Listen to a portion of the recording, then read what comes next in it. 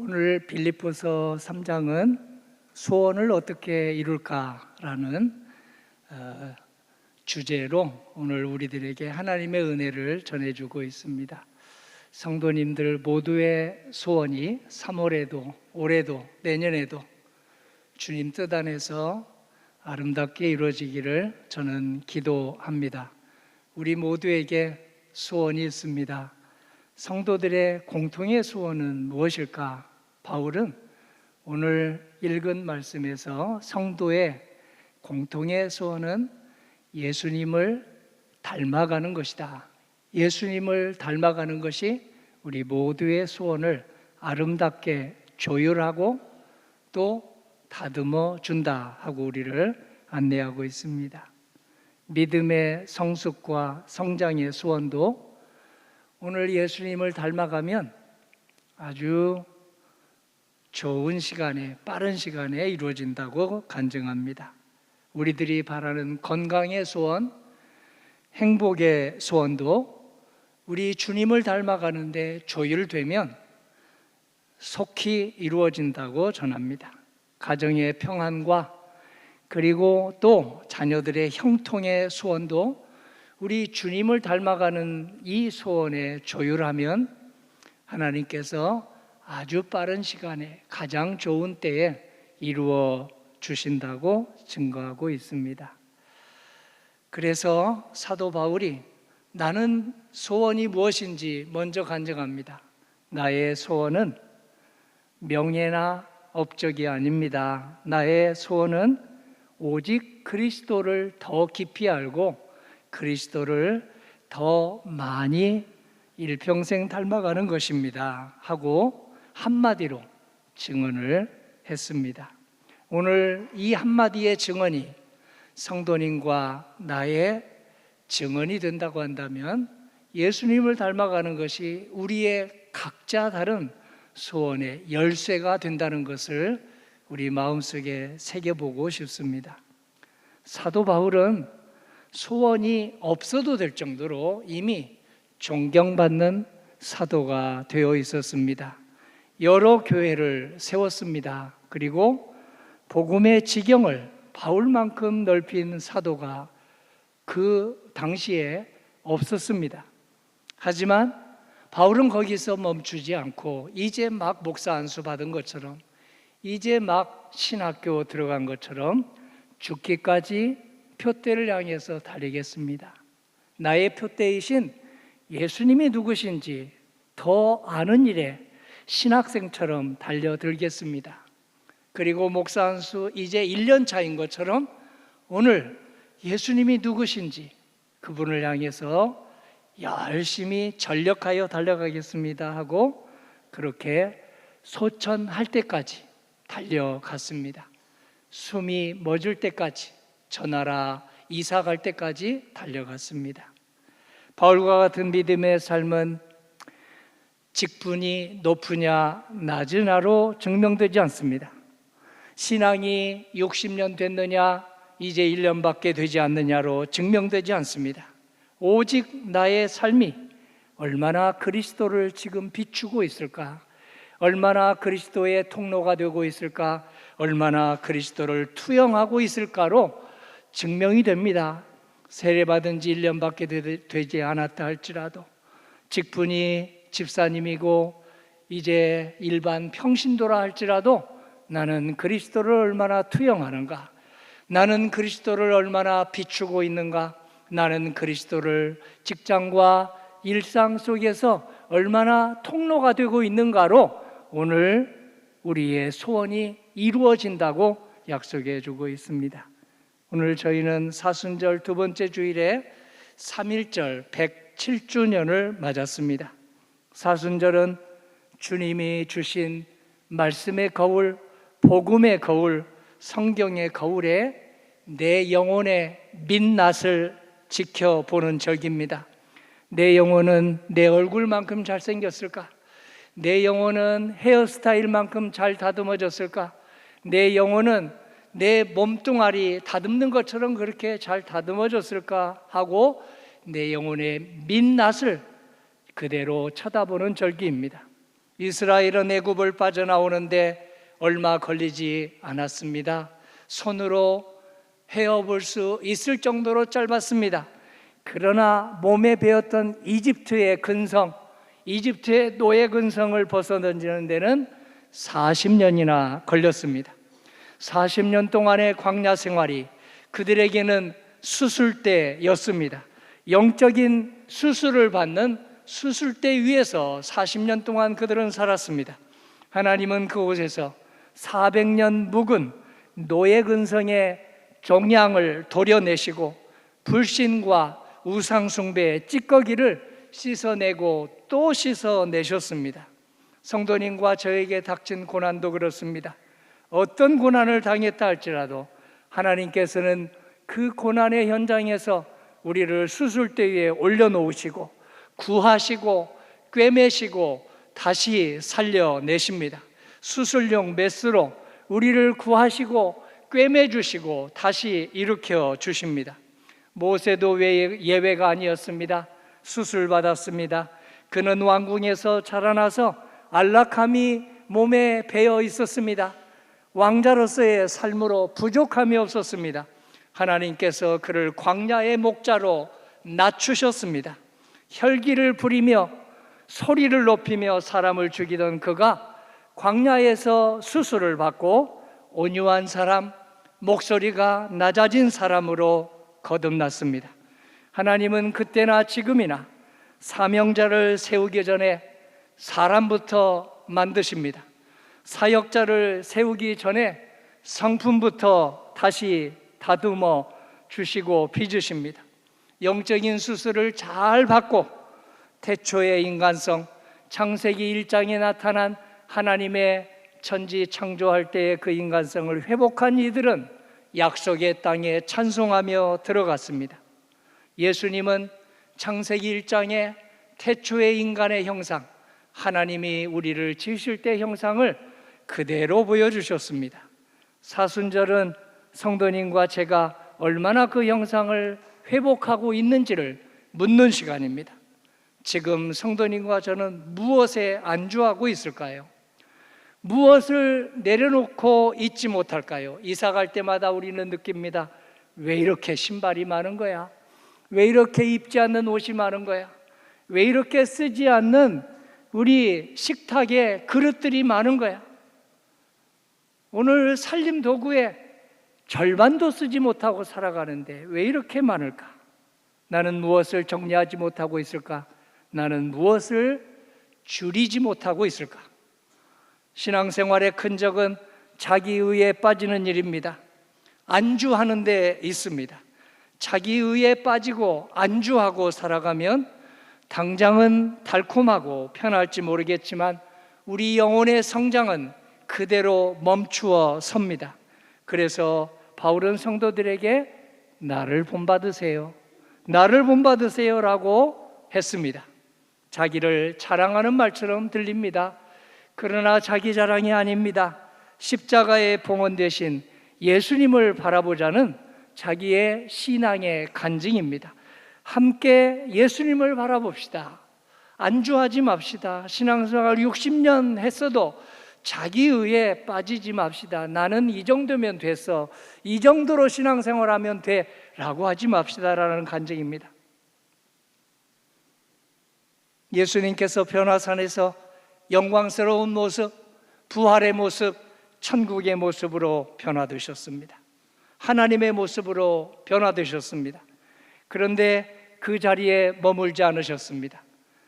성도님과 저를 구하시러, 당시의 성도님 같은 사람들, 저 같은 사람들을 구하시러 내려오셨고 십자가의 길을 끝까지 걸으셨습니다.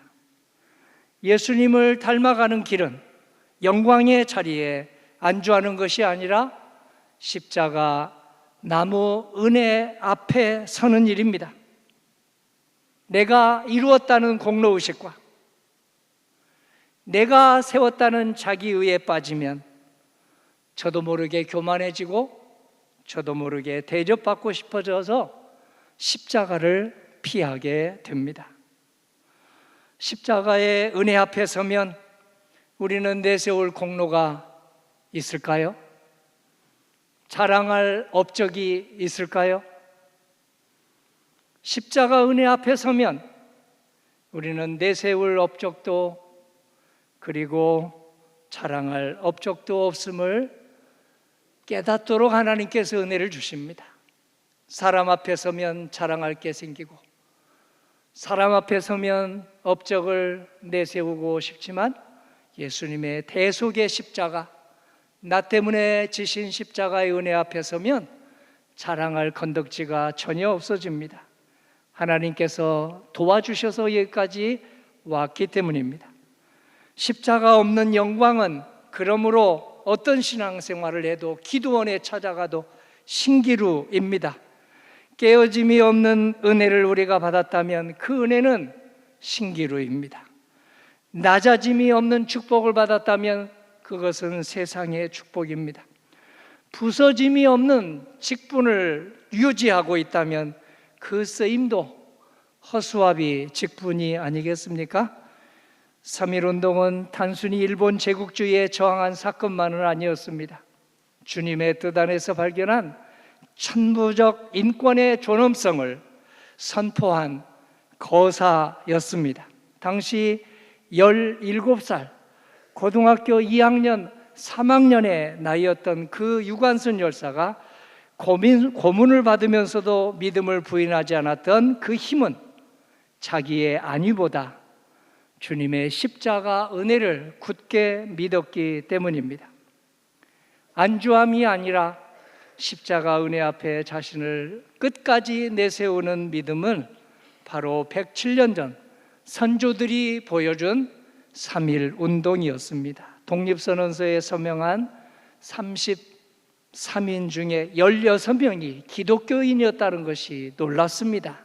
기독교인이 당시 얼마 되지 않았습니다. 지금은 1천만, 700만, 600만으로 줄었지만 당시는 아주 몇십만도 되지 않았습니다. 바울은 오늘 저희들에게 십자가의 원수가 되지 말아라, 십자가의 원수로 행하는 이들을 경계하라고 외칩니다. 십자가의 원수로 행하는 이들은 교회 밖에만 있을까요? 교회 안에는 없을까요? 섬김과 사랑과 연대를 행하지 않고 자기 의에 빠지고 자기 업적에 빠지고 안주한다면 그게 사도 바울의 증언에서 십자가의 원수로 살아가는 이들입니다. 십자가를 붙드는 삶은 우리의 일상에서 험한 산이 옮겨지게 해주세요. 이렇게 기도하기보다 저 험한 산을 넘어갈 수 있는 무릎을 주세요. 저 험한 산을 넘어갈 수 있는 힘을 하나님 주세요라고 기도합니다. 나를 넘어지게 하는 돌, 나를 대적하게 하는 돌이 치워지게 해주세요. 그렇게 기도하기보다 저 돌을 딛고 일어서를 믿음을 주세요. 나를 대적하고 나를 쓰러뜨리려고 하는 저 돌을 딛고 일어설 믿음을 주세요. 넓은 길만 구하지 않게 해주시고 좁은 길, 험한 길이라 할지라도 주님과 함께 꼭 통과하게 해주세요. 완주하게 해주세요라고 기도하는 길이 십자가의 반대편에 서지 않고 십자가 앞에 서는 일이라고 바울이 증거합니다. 바울은 신앙생활을 마라톤에 비유했습니다. 마라톤은 출발은 쉽습니다. 그런데 완주가 어렵습니다. 완주하려면 모두 끈기가 필요합니다. 끈기가 없는 사람은 도중에 다 내려놓습니다. 올해 동계올림픽 여러 종목 중에서 썰매 경기 하나가 있었습니다. 모노법 경기라고 하는데요, 오늘 이 경기에서 40대 말에 두 아들을 둔 엄마가 금메달을 땄습니다. 테일러입니다. 이 테일러 선수의 끈기는 모든 전 세계인들의 마음을 두드리고 울렸습니다. 완주하는데 끈기가 없었다면 어떻게 가능하겠습니까? 그런데 그는 끈기보다 더 아름다운 그의 덕목이 있었습니다. 바로 사랑이라는 덕목입니다. 그는 우승한 직후 환호하는 관중에 취하지 않고 관중석에 두 아들부터 먼저 바라보았습니다. 청각장애가 있는 두 아들에게 수화로 사랑한다 내 아들, 사랑한다 내 아들, 우리가 해냈다, 엄마가 해낸 게 아니라 너희들이 있어서 해냈다라며 기쁨을 전했습니다. 영광의 시상대에서 곧바로 내려와서 환호하는 관중들에게 손짓하기에 앞서서 장애인 두 아들을 먼저 껴안으며 사랑한다 내 아들 하며 표를 했습니다. 예수님 마음을 닮아가는 마음이 아니겠습니까? 이 사순절에 우리는 영광의 자리에서 하나님께서 우리를 영광의 자리에 올려주신다 할지라도 그 자리에 너무 취하지 말고 섬기는 자리, 낮은 자리로 내려가는 믿음을 성도님과 함께 구하기를 원합니다. 공덕교회 박수영 집사님도 그 믿음을 구했습니다. 고등학생 때 세례받으며 주여 제가 선교할 수 있도록 마음을 주시면 선교하겠습니다. 엄마가 되어서 3남매 키우면서도 아들이 대학생이 되고 직장인이 되어서까지 그 꿈을 잊지 않았습니다. 50대 초반에 중학생이 된 막내딸과 함께 케냐로 건너가서 열흘 동안 단기 선교를 했습니다. 미리마이니 초등학교 850명 아이들에게 급식을 제공하며 복음을 전했습니다. 이 믿음이 바로 십자가 은혜 앞에 서는 믿음일 것입니다. 신앙생활은 출발도 아주 중요하지만 방향도 아주 중요합니다. 예수님의 십자가 은혜를 표대로 삼는 방향이 성도님의 소원을 아름답게 이룰 것입니다. 십자가의 길은 항상 좁지만 항상 넓은 길입니다. 평화를 이루는 길, 사랑을 이루는 길이기 때문입니다. 십자가의 길은 항상 손해보는 길 같지만 모두를 살려내는 길입니다. 주님의 뜻이 그 안에 담기기 때문입니다. 주님의 사랑이 그 안에 담기기 때문입니다. 그래서 1919년 믿음의 독립운동가들이 그 길을 죽으면서까지 걸었습니다. 오늘 성도님의 가정과 직장 그리고 공덕교회에서 예수님을 따라가기로 결단할 때 십자가 은혜 받고 일어나면 가정의 소원, 교회의 소원, 이 가난했던, 찢어지게 가난했던 대한민국의 소원을 하나님께서 앞장서서 이루어 주신다고 약속하십니다. 그러므로 오늘 우리 모두의 소원이 거창하지 않아도 좋겠습니다. 소박해도 좋겠습니다. 두 가지만 있으면 되겠습니다. 내 소원은 주님을 닮아가는 데 있습니다 라고만 하면 됩니다. 내 소원은 십자가를 붙드는 데 있습니다. 이 두 가지만 있으면 모든 다른 소원을 주님께서 조율해 주시고 앞장서서 이루어 주시고 꽃피게 해주시고 열매 맺게 해주십니다. 이 고백이 꾸준하게 이어질 때 주님께서 우리를 통해서 하나님의 나라의 지경을 넓혀갈 것입니다. 그 은혜 가득하시기를 주님의 이름으로 기원합니다. 아멘.